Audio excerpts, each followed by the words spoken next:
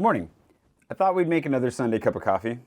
Oh, this is going to come out for your Monday. You know, we all need a little bit of like a calm, comfortable coffee on a Monday every once in a while, don't we? So, as with last time, I had two mugs to give you the option. Seems like this is the one you wanted, the Thompson and Thompson mug. We'll keep with that for this week, but maybe next week we'll switch it up. Good News mug has been around for a long time. I've had it for a while. So, today we're going to be having Pizzolito, Colombian. I could read the notes and stuff to you. Well, why don't I do that? Because that way you have an idea of what it is that what you might be tasting. Normally, I don't like to read the notes before I drink something. I like to see what it tastes like to myself first, and then, you know, kind of have an idea of like, oh, wow, like this is reminding me of this experience, that food, this drink, whatever. And through that process, what it means to me. Because as soon as you know that the flavors are apricot, peach, and citrus, you're very likely to pull those flavors out, whether or not they would have been there for you in the first place. So while the water heats up, the grinder is the only thing that I haven't bothered to put over on the desk here because it's just too much. I'm gonna use only 20 grams today because I don't think we need, you know, a full cup each. I already had a little bit of coffee. I'm sure you have too. So let's just go ahead and measure out 20 grams. That way there's enough to share, but it's not crazy. And today I kind of wanted to just talk about something that's been a process for me to figure out for a long time now. And that is the idea that everything's gonna be okay. I don't know if you always feel like everything's gonna be okay. I certainly don't, but I'm starting to think maybe it will be. Hold on, just the grinder said, still 18, let this go. I think the dog wants to join us up here, so we might have to lower the seat a little bit. I have this towel that I put on the couch for where Cooper sleeps next to me when I'm sitting on the couch. And then I also put it across my lap when he comes up here because otherwise he just has a tendency to fall between my legs. Okay, buddy, come on. You want to snuggle up? Okay. Try to stay away from the hot stuff. I didn't realize this growing up because there's so many things that we don't realize when we're growing up and what we have, what we don't have, what we need, what we want. There's so much to learn and so much that, you know, some of us get, some of us don't. And we kind of figure it out as we go. One of the things that I guess I didn't have so much when I was growing up was somebody who's going to tell me that it's all going to be okay. I'm kind of feeling this today a little bit because I want my sister to know everything's going to be okay because she's been kind of sick. I don't know if you know much about my sister and her husband, but they adopted 3 kids, which are amazing. I think it's just been, you know, a pretty crazy season for them. I know it's been a pretty crazy season for them. Her being sick, there's just something about it where it's like, I wish I could be there to bring her some saltines, some applesauce, and some Sprite, you know, whatever you have on hand. There was a little bit of that we got as kids where we did get, you know, at least we got fed. But we didn't get really cuddled. We didn't get told that it was going to be okay. We weren't comforted in the way that we really could have used. And that kind of sticks with us as adults, I think. It's stuck with me for sure. And I've recognized in life lately, in a lot of the challenges that I've faced that are, you know, just normal life challenges in a lot of ways. And a lot of them aren't that normal. Moving abroad, living here, building a business in a foreign country. Just pick your poison. A lot of times when I've really been struggling and I've really been stressed and overwhelmed, all I really wanted was for somebody to tell me that it was gonna be okay. That was ultimately at the core of like what I needed to hear. Because one of the things that I've really learned and started to internalize over the last couple of years, I guess, has been that ultimately it's all up to me. And that's been really hard to face.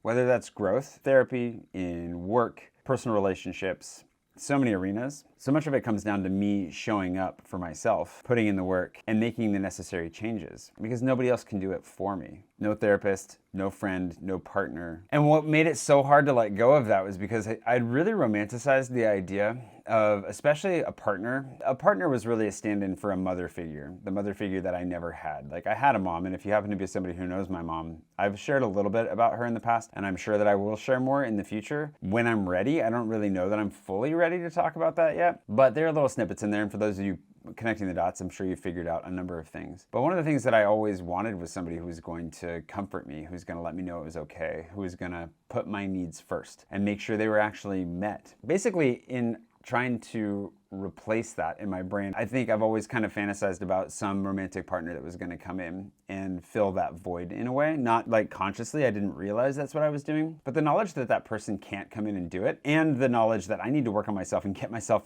to a good place on my own, has actually run into the most friction from my sense of identity in a way that I wouldn't have expected and I didn't see coming. And I think this is pretty much ready. Hope you're ready for coffee. This will be a nice little mood booster. No coffee for you. No. He's like, why did you remove my pillow? And his pillow being my arm. Here's yours. Don't worry, Cooper, your pillow's coming back. Here's mine. Thanks to Good News for the mug. They gave this to me a while back. And then for those of you that were curious on the coffee front, these little pots here are from Noir. And if you take them back to get them refilled, they give you a 10% discount. And I'm doing a 1:16 ratio on the Chemex for those of you that were curious about that as well. It's 1 gram of coffee for every 16 grams of water. And so 20 grams of coffee means 320 grams of water, which gets us a nice little shared cup of coffee. Also is at 87 degrees Celsius for those of you that are curious about, like actually really curious about the whole coffee thing. So the main thrust of this and the struggle that I think is coming to a head in a number of different arenas in my life, and this kind of like desire for comfort and nurturing is just one example of it. There are a couple of different examples of how I feel like I'm pushing past my attempt to hold on to an identity that I need to let go. I don't know exactly how it gets wrapped up in your identity, your sense of self, that sense of like desire for your future, how you build everything and set your expectations and maybe set yourself up to receive something from the future. But ultimately, the reason that it was so hard to let go of was because there's a part of me that needed that to come true. One of these stories that I've told at some point in the past, I don't remember, was that there's this video game that I played when I was like 13 years old, and I would replay the ending of it all the time. And my friend Eric, who might see this, but he just sent me a blog about this video game because we both loved it. And the main character, obviously he's the main character of the video game, so he's exceptional in a lot of ways, but he's a broody loner, meets a girl that is kind of the opposite of everything he is. In the end of the game, I literally comes to find him and to save him. And there was something about that end game cinematic where they'd won the major victory, the major battle, but he was lost in time and space and just kind of off on his own. And it was this really sad moment of like loss and grief and loneliness. And then she breaks through and finds him and pulls him out. And that was an imagery that to me was so incredibly vivid and so evocative that I had a saved game on my PlayStation for the last battle of the entire game. The game was Final Fantasy VIII, for those of you that are wondering. And I would replay that last battle just so I could see the end game cinematic, because this is before YouTube. You couldn't just go find these things on demand, right? Like if you wanted to see the end game cinematic, you had to beat the game. So I would fight it, win it, and then get to see this end game cinematic. And that was a way that I put myself to bed. I put myself to sleep for months after playing that game, I think. I have no idea. I was looking for someone to come and rescue me from the loneliness that I was in, from the needs that I had that hadn't been met. I don't begrudge myself that as a kid. They're called needs for a reason,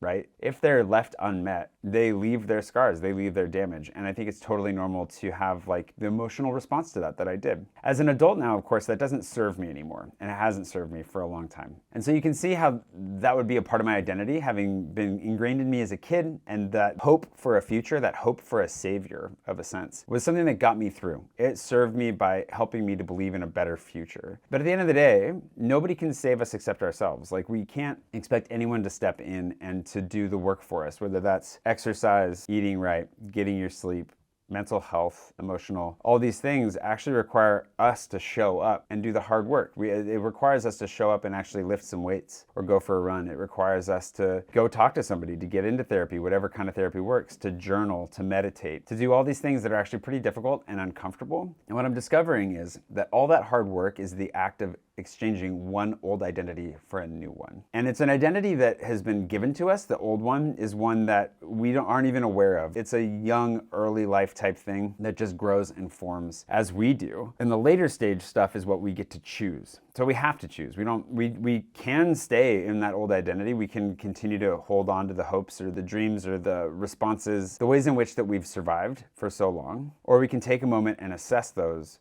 and then do the hard work of changing them. But changing them, for someone like me, the temptation that I've always had and that I've fallen into has always been to think my way out of it, to be like, okay, I can reason my way through this, I can find my way out. But in reality, the thinking and the reasoning was one of my defense mechanisms for being a kid. That's how I survived in so many ways. And it's not bad, it's not wrong to work your way through stuff and just try to figure it out. But at some point, you just end up going in circles. And I've spent a lot of time going in circles, which I'm sure a lot of you have seen in the past. So learning to set that aside, exchange it for something else, is a really difficult thing, because not only do you have to figure out what it is you're exchanging it for and how you go about doing that, but then you've got the claws of that old identity in you holding on to you and refusing to let go. And I also don't begrudge myself for having that struggle, because it's hard to let go of something that was a definitive part of who you were, whether or not you were aware of that. It's hard to let go of dreams. It's hard to let go of the things that we built ourselves around and to exchange them for the unknown. For me, it's especially true in those arenas where I thought I was choosing. I thought I had thought through and reasoned through and found my way into an identity